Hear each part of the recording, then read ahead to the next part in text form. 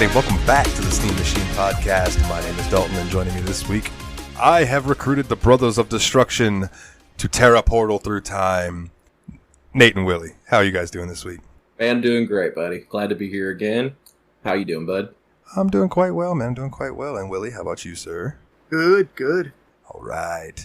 I'm glad to hear it. And real quick, before I forget, next episode is going to be Dragon Quest XI Part 1.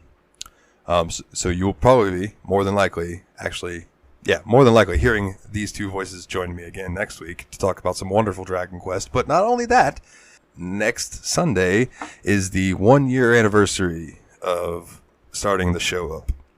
So if anybody's got like some favorite memories or favorite episodes, things that they like want to talk about, if you want to make fun of me or Ryan or for anything that we've said over the last year, fucking hit up the Discord, go to the Facebook page or the Twitter, tweet at us.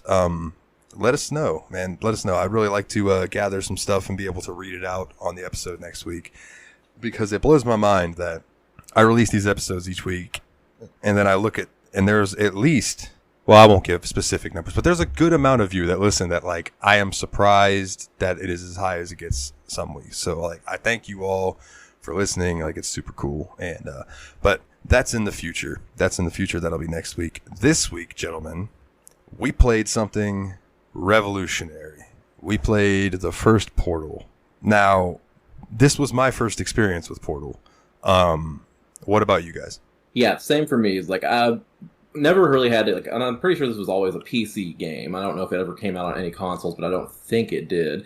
So I was one of those people that never had a PC that had any capability to play any real video games on until recently. So this was a real treat for me. I played through the first probably half of it way back in the day. Something distracted me. I never got back to it. So this is my first time actually finishing the game. So that was cool. Okay. Yeah, I had always heard, oh my God, you've got to play Portal, right? So it was always on my list of things to play. Like, there are more than a handful of games on the Steam Machine list that are, like, critically acclaimed. The internet loves them. What jumps to mind is, like, Planescape Torment, right? Everybody that I know that has played that game fucking loves that game. And it's like, I am so looking forward to pulling one of those games because, like, I've never played them, but I've heard so much about them. Like, and another, for instance, I know I'm getting off subject, but that's what we do here. On talking in Discord last night with Dave and Zalnob, and they were talking about Neverwinter Nights and Icewind Dale and those games. And I'm like, fuck, man, I own them. And I would really like to play them. I just never have. And the more they told me that Neverwinter Nights is like D&D, I was like, I really like D&D. So, and apparently, like, people used to run D&D campaigns in Neverwinter Nights, which is just cool. So, congratulations on naming a bunch of games I also haven't played. I don't think I've ever played a D&D PC RPG before. I'm actually really interested. That's a huge blind spot for me. Oh man, yeah, we'll have to check it out, man, because I think Baldur's Gate is based around some D&D stuff. I could be wrong about that.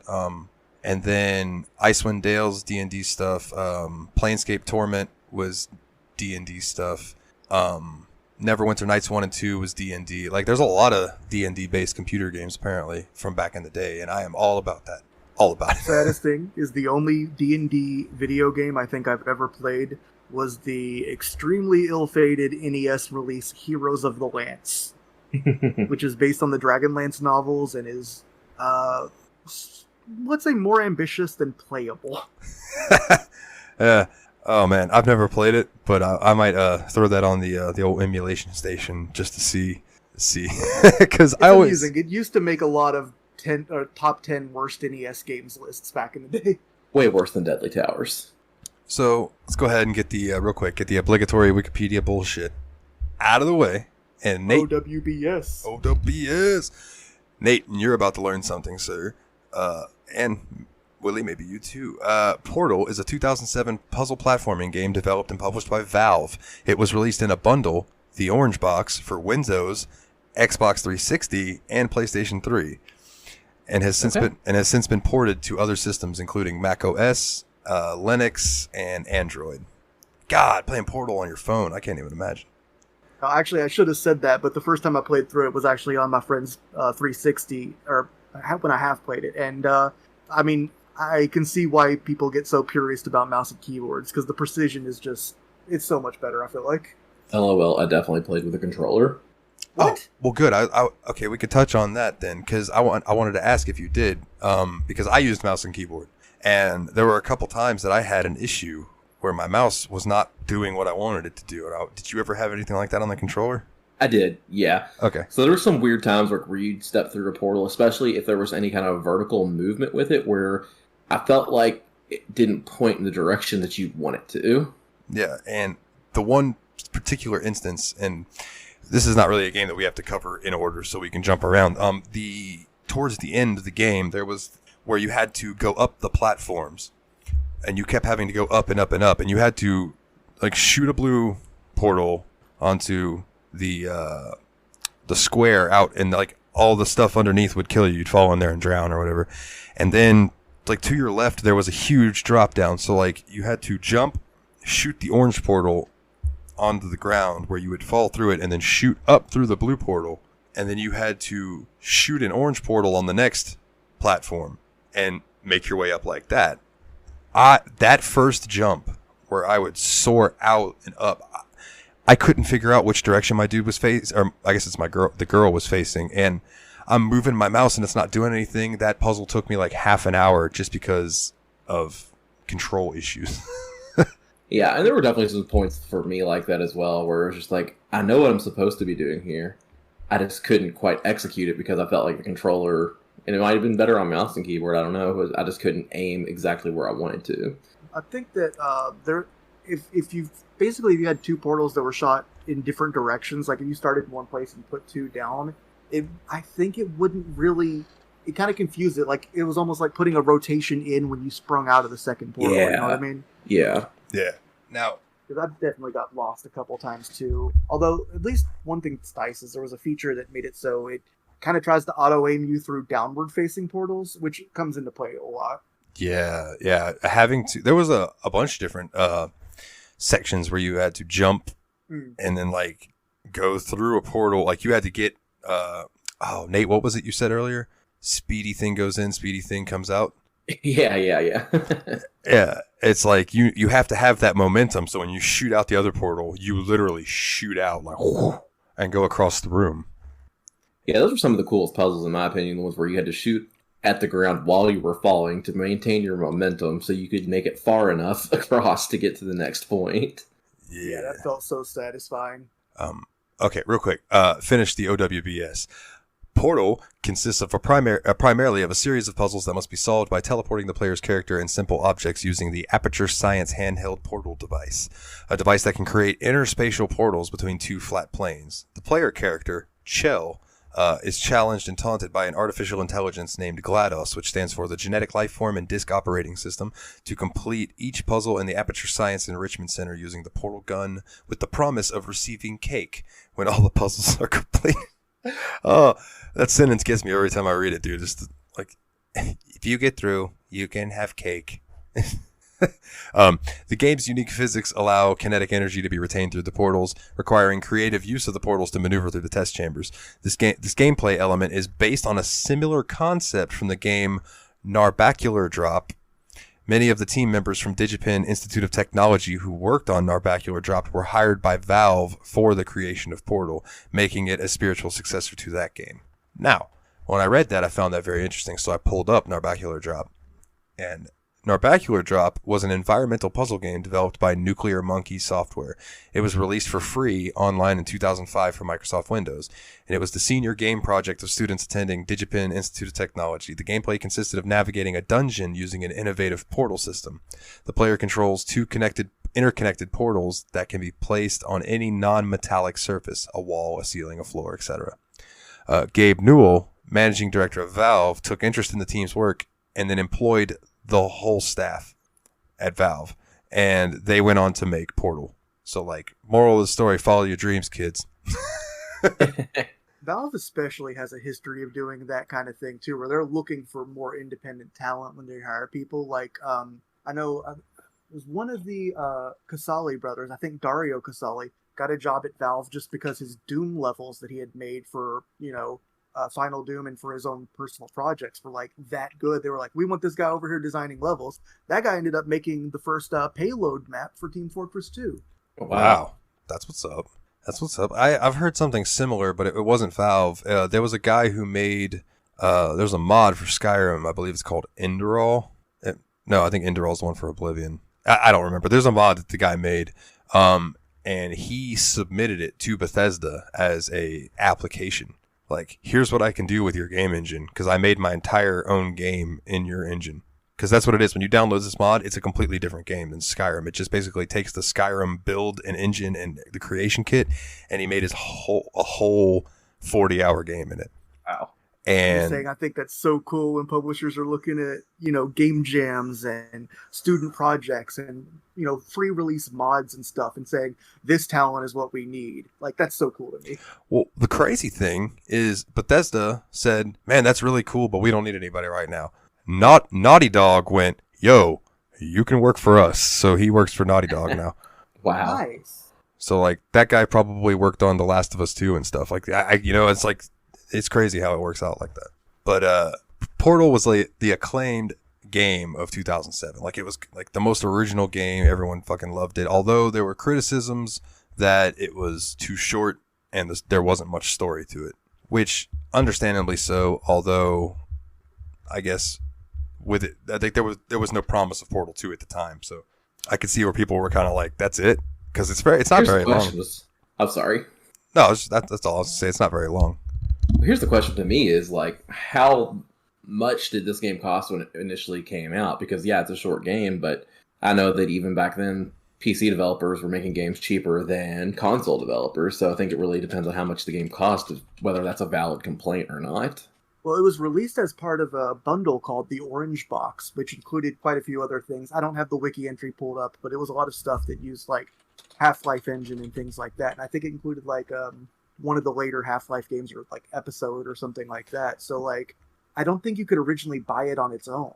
Oh yeah, the Orange Box had Half-Life 2 and its first standalone expansion, Episode 1, and then 3 new games in the compilation, which was Half-Life Episode 2, Portal, and Team Fortress 2. Okay, here's the thing. I don't know how much did that bundle cost? $30 originally, apparently. Okay, that's a stupid complaint then, because that is a hell of a lot of content, and nobody was buying it for Portal. They were buying it for Half-Life. Yeah, fair. Yeah. Fair. I agree. Portal is like, it ended up being bonus content that was so good it became Ascendant, essentially. I did not even realize that it was only released in the Orange Box at first. I thought the Orange Box was like, how some companies will do that, where they'll release a few different games and then they'll like bundle them together and release them as a package. Like, that's what I thought the Orange Box was, but I have been wrong for years apparently. But no, apparently, according to the Wikipedia page, which is great sourcing, don't cite me as an academic, anyone, but it says this was the first release of Half-Life 2 Episode 2, Portal, and Team Fortress 2. So that's a lot of game. Back then, TF2 wasn't free to play yet. Yeah, and I can't believe that Team Fortress 2 has been around that long and is still going strong. Yeah, well, last I checked, it was like the 4th most current active users on Steam or something. Wild. So, what were your first impressions with this game? Let's start with Nate, since you had never played it before. Yeah, so first impressions, I got booted up, and like I said, I was the weirdo playing with the controller, because like I kind of knew that it was probably better. Excuse me, hold on. Sorry, I had to cough there. You might want to cut that out. Oh, good. But yeah, my first impressions with that were, I was the weirdo playing with the controller, so I kind of knew it was meant for mouse and keyboard, but at the same time, I'm just the weirdo that prefers playing everything with controller if it's at all possible. So went in there like that, and I actually found it was pretty smooth going with controllers. So you use left stick for strafe, right stick for looking around, and just instantly when you get in there, you get this fun little atmosphere. You get this weird little robot talking to you, telling you the steps of what you need to do, and it was just really interesting that like you said, it was short. There wasn't really much story to it, but the atmosphere that it created was very spooky. Because I know our buddy Zalnop kind of suggested that we play it in the dark, so that's what I did, and you really get into it and you really get sucked into the atmosphere of the game. Yeah, for sure. Like, you're just like, man, you're the only person in this big ass facility, and it's like, if you don't get out, then it doesn't matter. Like, no one will ever find you. Yeah, for complaints, there's not any narrative in the game. I feel like there's a lot of storytelling in the game, but it's not, writing and cutscenes. It's stuff you run into as you explore, stuff you see that's broken, little lines of dialogue that imply a bigger existence. Yeah, it's very nuanced is the thing, and I think probably a lot of people like having it more in your face, but I kind of enjoyed that piecing things together on your own just by going through like these little secret hidden areas and finding notes scrawled on the walls and things like that. Yeah, dude. That was one of the cool things that I liked was, getting into these little areas, and then you look and see where somebody had like some rations and water, and they were just writing on the walls like the cake is a lie, which I know has become a meme, but it was cool to see. And that was just like the robot is lying to you and things like that. That sets a mood where it's like, all right, not everything is what it seems here. Yeah. And that's when that creepy factor starts coming in. And then, my first impression, my first night playing this, I got probably more than halfway through it, but I got the one puzzle, and I don't remember which puzzle it was, to be honest, but I got really disoriented, and it made me nauseous, and I had to quit the game. I had to stop playing the game. I didn't play the game again for like 2 or 3 days, but the next time I booted it up, it didn't happen to me once, so I don't know if it was just something weird that happened on screen that like triggered some like vertigo in me or something, but I thoroughly enjoyed it. Walking around like in the beginning, like you said, you start off and you're kind of just like in this little box, and there's a timer ticking down, and the robot's just kind of welcoming you, and then the robot starts freaking out and talking in like Spanish, and then like there was some German in there, and then it goes back to normal, and that's when you end up getting your portal gun, and that's when the game starts. Now, I tried to put myself in 2007 and being like, all right, this is the first time I've ever played Portal. It's 2007. I've never seen anything like this before. Why did this game get as popular as it did? That was my mindset, right? I wanted to kind of like analyze it as I played. But the more I played it, the more I was like, oh, it's obvious why this was innovative. Like, it's so fucking smooth. Mm-hmm. Like, so crisp. And like, when you wanted to do something, other than the little mishaps that we were talking about with certain control parts, like other than that, everything that you wanted to do in this game, you could pretty much do. And it feels good to do it. Yeah, and it felt really nice, and it was like meaty. And it was also like very satisfying to figure out how to do the puzzles. Like, all right, well, where do I need to put the blue portal, to then be able to get there with the orange portal? But then from there, just piecing together what you had to do was so much fun to me. Like, when I was talking with Ryan about this, because originally Ryan was going to be on the show, but he had some stuff come up and was not able to join us. But he said, yeah, the game's not very long, especially if you're using a guide. And after playing through this, I'm so glad that I didn't use a guide, because I feel like... I don't know why you would need one for this game. Like, I mean, I guess some of the puzzles might be difficult to figure out, but I didn't feel like there was anything that if you just sat there, like, Puzzle 18 was by far the hardest part of the game, and I probably spent 20 minutes there, you know what I mean? Like, I don't think there was anything that was insurmountable with that, without looking. You shouldn't need to look anything up, in my opinion. Yeah, if anything, the thing that kept me not solving that 18th puzzle the longest was because I was like, if they can't be asking me to do what I think they're asking me to do, because the timing must be so tight. And then I actually did it. I'm like, okay, I'll just do it to see why it doesn't work. And it worked, so okay. The part that took me the longest in that puzzle was realizing there was a button up there. Yeah. I was lucky because I saw the little switch wire, the little, the blue or orange like sign of lights that show you that there's a switch coming from somewhere. I don't happen to look at that and like, oh, there's something up there. Now I don't remember what they are exactly, but are you guys talking about the one where like you had to go through the wall? And then you're out there and you're in the room with all the turrets. And then, like, once you take the turrets off, it's like you had to go down and press the button, but then you also had to go up to get the cube. Yes. That was my favorite puzzle in the whole game. Oh, it was great. I feel like that was the one that you could have told me that the first 17 puzzles in the game were just a tutorial to get you to that puzzle, and I would have bought that. For sure. It was a really fun puzzle. Like, I had to bang my head against, I didn't see the button for the longest time. And after I did that, I started, was like, oh yeah. Then, once again, like you said, movement was so crisp that I was just able to pull everything off that I wanted to pull off because the game makes sense. Yeah. I will say it's also very satisfying to shoot a portal somewhere and then shoot the other end of the portal underneath one of the turrets and then just watch the turret fall into oblivion. Yeah. I actually got an achievement for dropping a turret onto another turret. Oh, yeah. I got that one as well. So speaking of achievements really quick, there's one that I didn't even know about. Apparently you can get transmissions from the radios.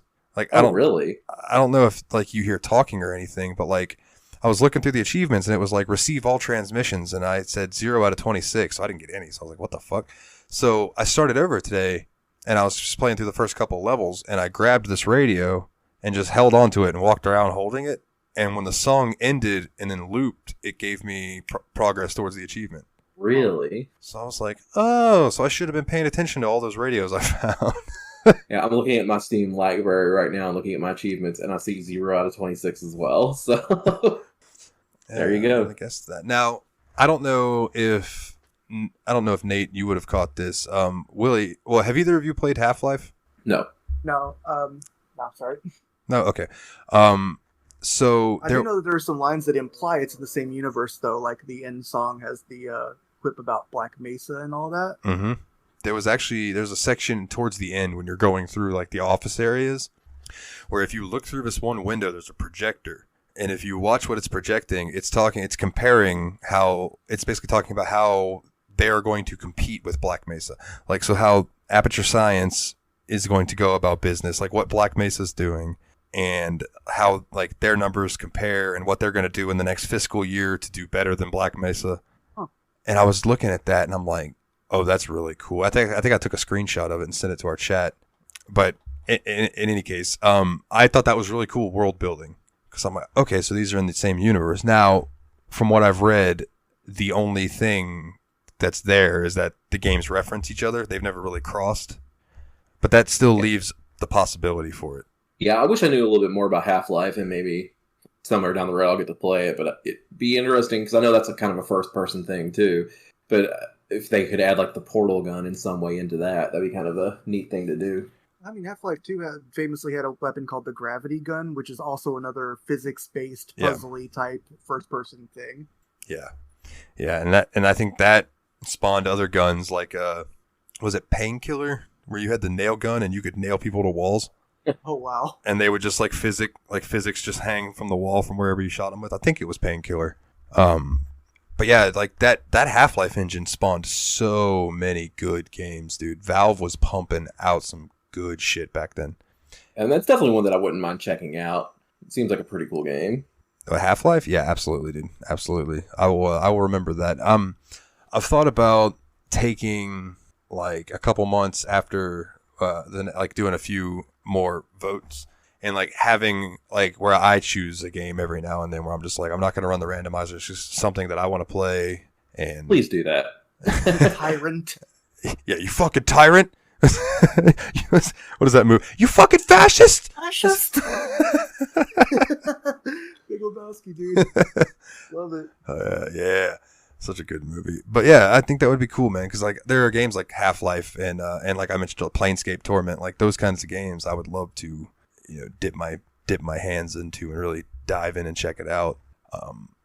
There's another game in my library that's super long. God, it's long, but I really want to play it. It's Pathfinder Kingmaker, and that's like the old school computer RPG style. Camera down from a slight angle at the top. Baldur's Gate style. It's so many good games and so little time. Yeah, I remember when you were sending us that list of some of the games you have available in your system. You also looked up how long they each would take to beat, and I remember that Pathfinder game having a ridiculous length, especially if you go for all completion. Yeah, I think completion something like 180 hours or something like that. Yeah, it's real long. I think just the base game is like 80 to 100 hours. It's just like Dragon Quest 11. Super long.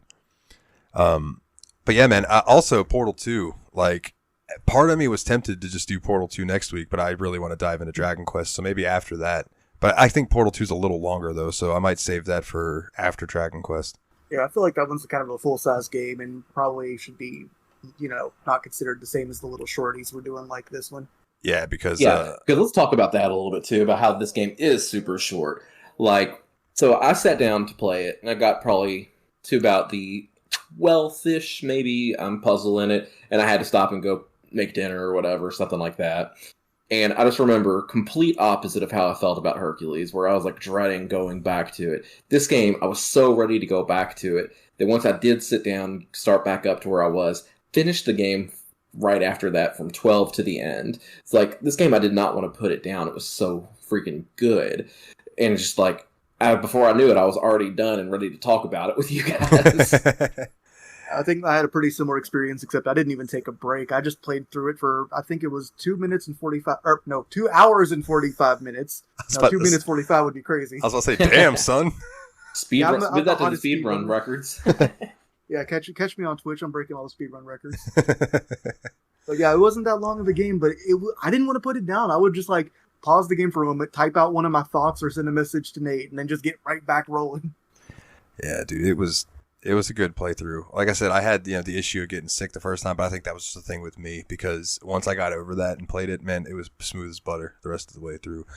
Now, I know it wasn't super long, but I feel like also in the same vein, it didn't overstay its welcome. Yeah. Did either of you get to play some of the advanced levels that were like outside of the main game? I wanted to, but I didn't get around to it, because when I sat down to play Portal again, I just sat down and played from 1 to like 14 again. Yeah. The options of bonus maps, but I never actually did that. So I guess we can't complain too much if the game's too short, because there's still more game. Yeah. And I also liked how the main screen is now different that we've beat it. Yeah. Like, It's no longer that weird, just like sitting in the office. It's like when I logged in now, it was like playing this nice little rendition of Still Alive while the cake was sitting there. And I was like, oh, that's cool. It saved that. It made me happy. One of the things I really want to just really drill down on, and I think one of the reasons this game is so well regarded too, is the writing in general. Like, I've said this before, and I think I still agree with it, that a lot of times when you say a video game has good writing, what you mean is implicitly it has good writing for a video game. I think this game has good writing in the sense that I think it's a dark comedy that completely works on its own and probably couldn't have been done as anything other than a video game. Like, it's using the medium in a way that I think you couldn't have done any other way. Yeah. I could probably see this as like an art film type thing, but you couldn't do it like a blockbuster. You know what I mean? The main character would not, just don't have them talk. The only talking is the robot, and it would just be the person's facial reactions and kind of watching them think about how they're going to do it and getting through, and maybe having them shed a tear when they kill Companion Cube, which let's go ahead and touch on that, because the internet would get real mad if we didn't. That was like a huge thing that came out of this game, was Companion Cube. And honestly, and I don't know if this is the whole joke, the whole joke on the internet, like, I thought you would get the Companion Cube and then you would take that with you through a bunch of different puzzles, and it would help you out to the end of the game. And that way, like, when you threw it into the fire, because GLaDOS tells you to, that you would somewhat feel bad about it.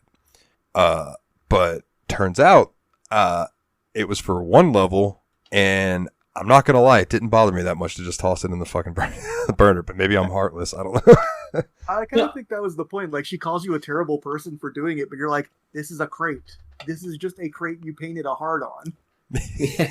I did like, though, however, in that stage, I believe it was the same stage where there was a little nook and cranny you could crawl your way back into, and there was this whole thing in that little room where there was like a calendar with like kind of like a swimsuit edition of the Companion Cube picture in there. That's awesome. Yeah. And it was just like really funny, and it's just like, and I've seen, like, even before I played this game and knew much about it, you see the conspiracy theories about, like, oh, the Companion Cube is basically, there's a dead body in it or whatever, and I'm like, no, it's just a cube with a heart on it. Yeah, I mean, you've already seen and used a bunch of them. This one's just got a heart. And they're like, this is your Companion Cube. It will guide you through. But it's like, well, so I'm sure it says this to everyone, but like I literally set companion cube on the furnace and then went into the room and hit the button and it fell in. And she was just like, "You did that faster than anyone." Mm-hmm. I spent a moment looking for a way to not do it, and I was like, "Nah, looks like I got to," and it still gave the same message. So okay, I thought, well, in any case, yeah, I do wonder if there's a way past that puzzle without destroying the companion cube, but I doubt there is. I think that's probably the point of it. Yeah, it makes people want to take it with them, but you can't, and it's all because of that dumb little heart. No, I mean it wasn't the heart. I only wanted to take it with me to spite GLaDOS. Okay, fair enough. I did not expect there to be a boss fight at the end of this. Yeah, so after you've solved the last puzzle, there's a really strangely lengthy, like way lengthier than I thought it would be, part where you're crawling around in a bunch of like air ducts and warehousey areas trying to just escape from the place. And that part, actually, I feel like I almost spent as long in that part as the actual puzzle section of the game. Yeah, I feel like that took about as long as the rest of the game. Yeah, for sure. Okay. That was way longer than I expected. And if I were to make one feedback, I would almost say, hey, maybe less of that part, but it's still a 3-hour game, so I can't complain. But then, once you emerge from all of that, the whole while GLaDOS is telling you, you're going the wrong way. You should have taken a left. There's nothing where you're going. Yeah, and she's full of shit. Yeah. But my part, and like my thing about that part, I was just like, fuck, where do I go next? Like, yeah, it was confusing. It was hard to tell where you're supposed to go next a lot of times in there. I mean, I thought it had a cool aesthetic. Like, everything wasn't as nicely signposted as the actual lab experiments, but there was also like graffiti that would show up and give you hints as to where to go. But it still took a lot of puzzle stuff out. Yeah, because it was a lot harder to tell what was a wall that you were able to hit a portal versus walls that you weren't able to put a portal on. Yeah, I had a bit of an issue with that too. Like, I guess until you said that about Narbuncular Drop, I didn't realize that the line was supposed to be if it's metal or not. Like, I actually never figured out that that's the material difference. I really like the part where you are escaping, going through that, where you have to use that one, like, rocket launcher kind of thing that shoots at you in multiple different ways. I thought that was a really cool puzzle that they threw in there. Yeah, you had to go back to it to break the pneumatic tube. That was... I did not think of that for a bit. And when I figured it out, I'm like, this game is great.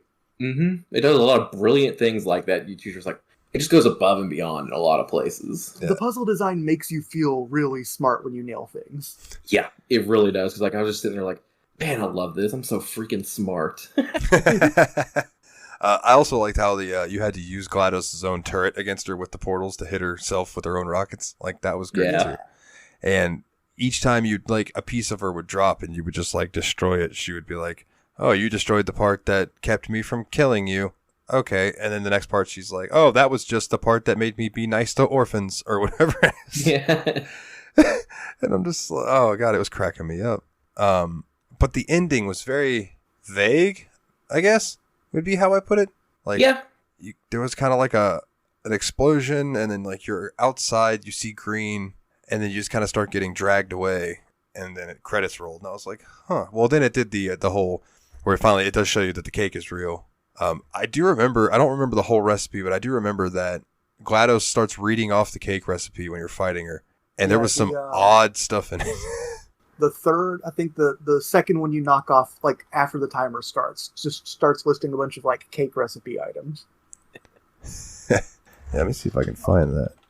I wonder if anybody attempted to make the cake based off the ingredients that she lists off. Oh, also, one thing that's fun about that boss fight too, almost every single character in the game was voiced by the same person. The lady who played GLaDOS, she also played the turrets, she did most of the little cores you knock off at the end, and Chell doesn't have a voice, I think. I don't even remember there being any like Quake guy grunts when you jump or anything. Like, I think she's completely silent. Yeah, she is. There is one thing in that boss fight that was voiced by not that person.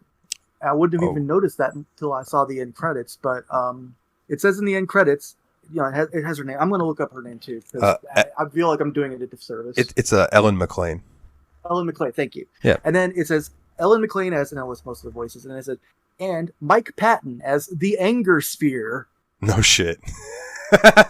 Dude, that guy just pops up in everything. Faith No More. Yeah, Faith No More, Major, Mr. Bungle, all those bands.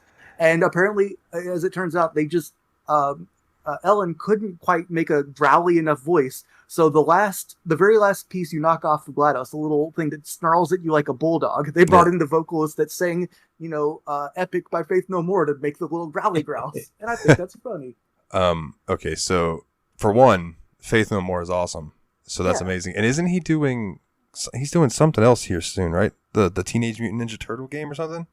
He did the voice. He sang the theme song on the Ninja Turtles theme that was used in the trailer for that. Okay, that's what it was. That's what I'm saying. Like, that guy, I keep hearing him pop up, and I'm just like, man, that guy's just done everything. What a cool dude. So the cake recipe is 1 18.25 ounce package of chocolate cake mix, 1 can prepared coconut pecan frosting, 3/4 of a cup vegetable oil, 4 large eggs, 1 cup semi-sweet chocolate chips, 3/4 of a cup butter or margarine, 1 2/3 cup of granulated sugar, 2 cups of all-purpose flour. But do not forget garnishes such as fish-shaped crackers, fish-shaped candies, fish-shaped solid waste, fish-shaped dirt, fish-shaped ethyl benzene, pull and peel licorice, fish-shaped volatile organic compounds, and sediment-shaped sediment. Yes, sediment-shaped sediment. Candy-coated peanut butter pieces, shaped like fish. 1 cup of lemon juice.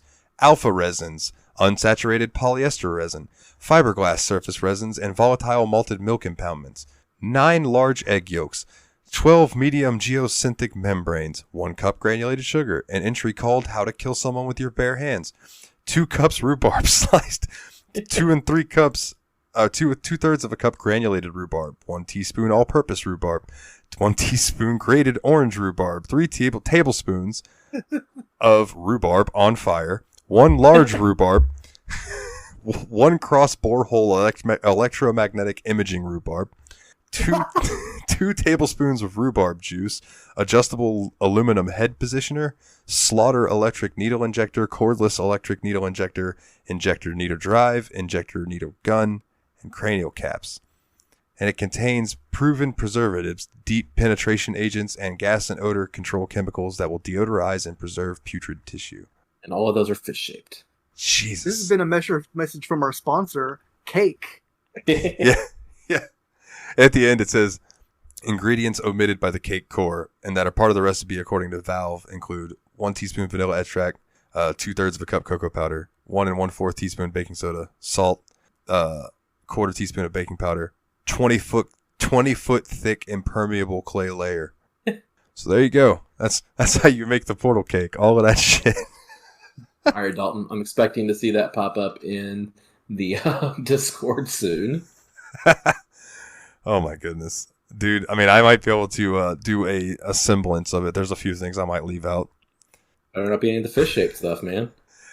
I mean, I can get some fish-shaped stuff. I might leave out the rhubarb on fire. I'm not a big fan of on fire rhubarb, but a borehole electromagnetic imaging rhubarb real hard to come by these days. So I'll give it my best shot. Let's go to Lowe's. Let's go to Lowe's. Yeah, it's like, hey, I need a. Now that would be some funny shit. A video of people going to hardware stores and asking for things from video games. Like, yeah, do you have an aluminum head positioner? No, sir, I've never heard about that. What about an electric needle injector? Sir, do I need to call the police? No, it's fine. What about a borehole electromagnetic imaging rhubarb? Sir, leave. Oh, God. Wonderful. I do really want to play Portal 2 real bad now. Same. Yeah, I'd definitely be down for that. Like, for sure. No surprise, Portal got a bunch of fucking critical acclaim and awards.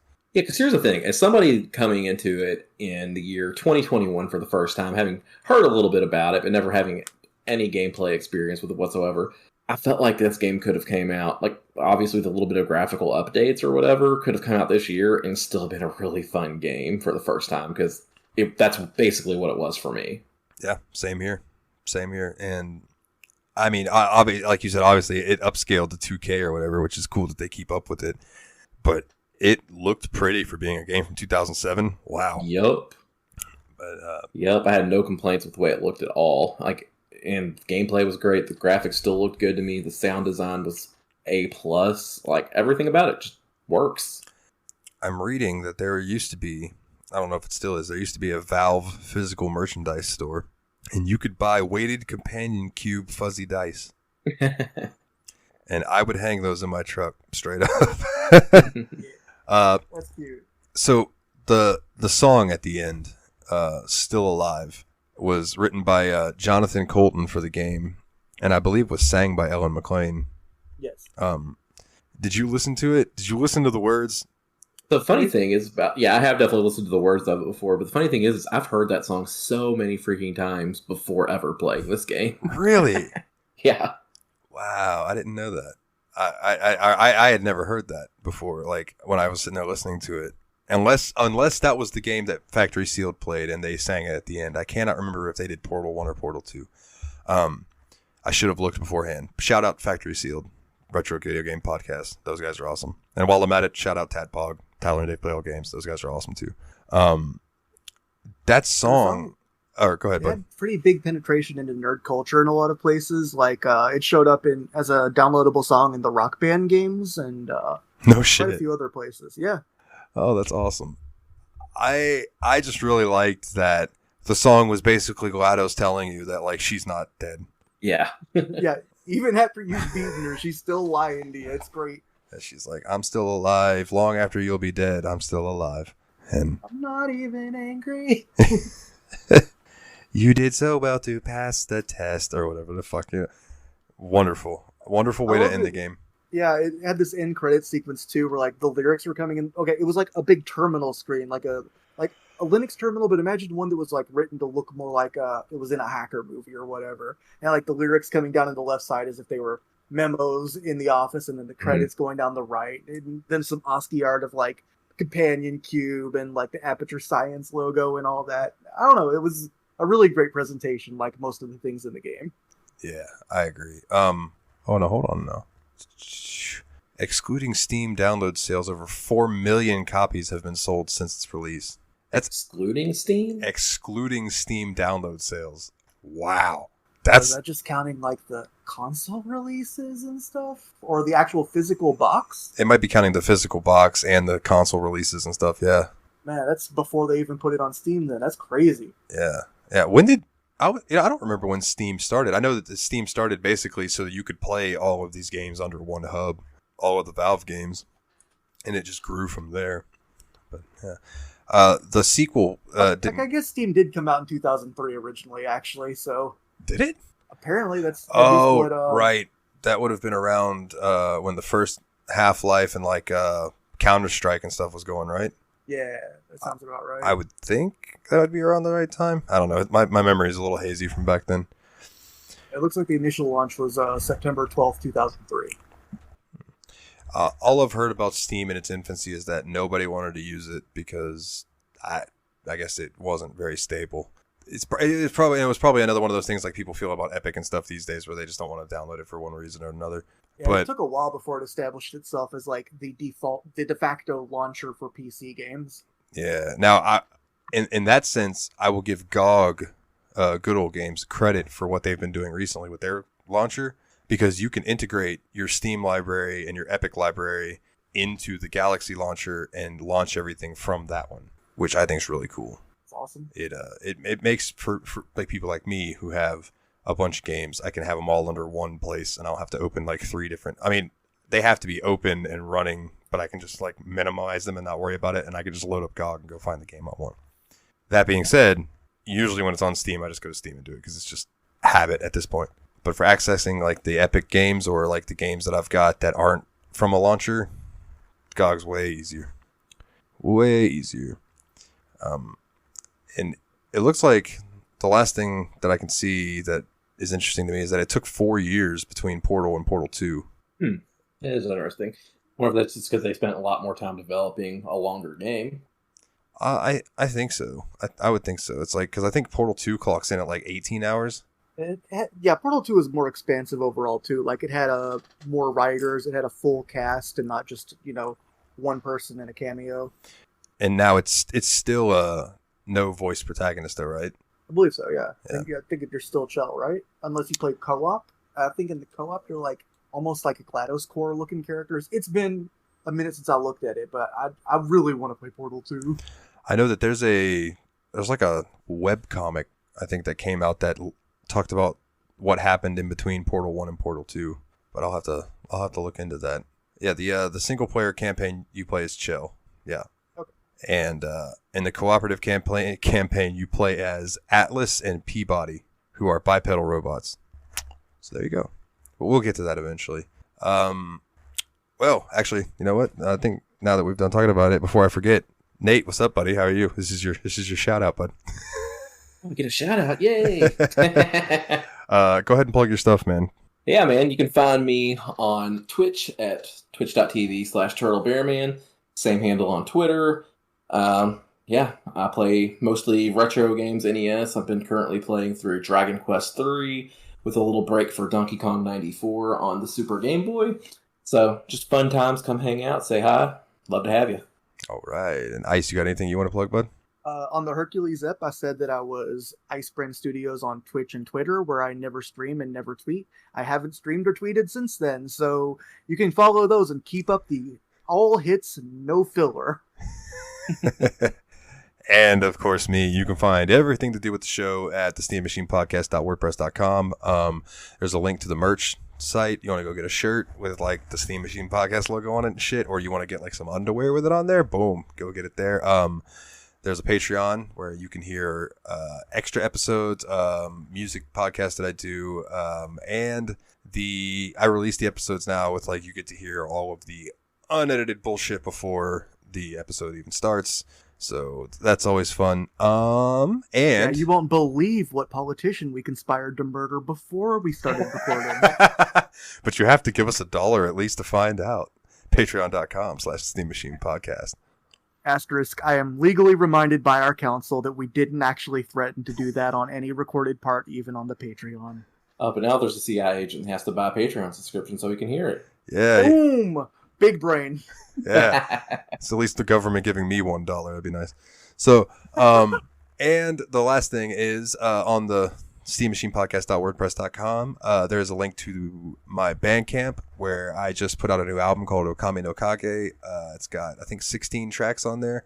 It's $10. I hope you enjoy it. If you listen to it, that's what I do. I make music. I just hope people like it and vibe with it. I'm not looking to become rich or anything. I just like people being able to use it. It's like when my buddy Mike got hit with a claim for when he was using my music on his Twitch stream. I was like, oh no. So I took my album that I was putting on Spotify off of it because the company that I was uploading it through were trying to protect me, which I understand that, but they did not give me a way to tell them, like, this is a list of people.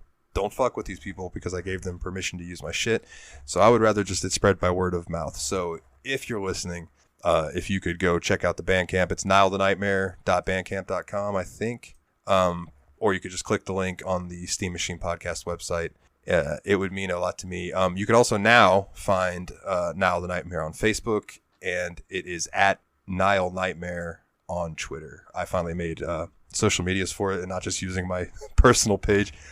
I have a lot of fun, and I think you guys would dig it. It's just stuff to get stoned to, dance to, play video games to, that kind of thing. Yeah, man, that's about all the self-promotion that I've got in me right now. Is there anything else that you guys would like to chat about before we get out of here? You didn't ask us how many Sentry bots out of 5 this game gets. Oh my god. Okay, how many companion cubes out of Sentry bots? What? How many companion cubes out of 10 Sentry bots? I'll go first and say 10. I love this game. This game is great. I know I've been giving really high scores a lot, but I don't really have any feedback that would improve this game. I think it is a meaningful advancement in video games, and it was awesome, and it still holds up today. Yep, 100% agree. Encapsulated in itself, it is a perfect game for a perfect time for it to have existed, and yeah, I have nothing that I'd want to see different about it. And I am going to say that I feel the same way, because it's like, playing through this, I could see the influence that this had in some games that I play and love. You know what I mean? So it's like, I can't give it anything less than a 10 because it's just so influential in other things that I adore. Like when I was first playing through this and I was playing it, I could not help but keep thinking about the Talos principle, which is a game that me and Ryan played last year for the show, which was made by the people who did Serious Sam, but like it was another puzzle game, like kind of like Portal, but without the portals.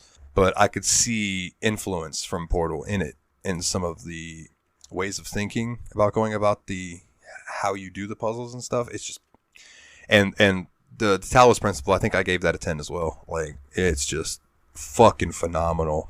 So I got to put it right there I got to put Portal right there with it. Yeah, Dalton, you're going to have to promise to bring me in for a bad game sometime, because between Portal and Dragon Quest XI, I need to be on an episode of a bad video game. Fair. Oh, I can cook that up. I can cook that up real quick. Oh, well, all right, man. If there's nothing else that you gentlemen would like to discuss or bring up, then I think that about does it for this week's episode of the Steam Machine Podcast. So until next time, he's Willie, he's Nate, I'm Dalton, and the cake is a motherfucking lie. This was a triumph. I'm making a note here, huge success. It's hard to overstate my satisfaction. Aperture science. We do what we must because we can.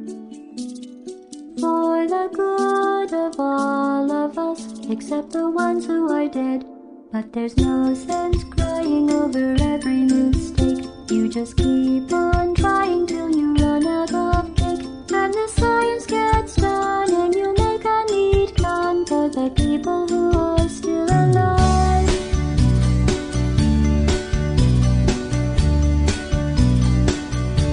I'm not even angry. I'm being so sincere right now. Even though you broke my heart and killed me and tore me to pieces, and threw every piece into a fire. As they burned, it hurt because I was so happy for you. Now these points of data make a beautiful line. When we're out of data, we're releasing on time. So I'm glad I got burned. Think of all the things we learned for the people who are still alive.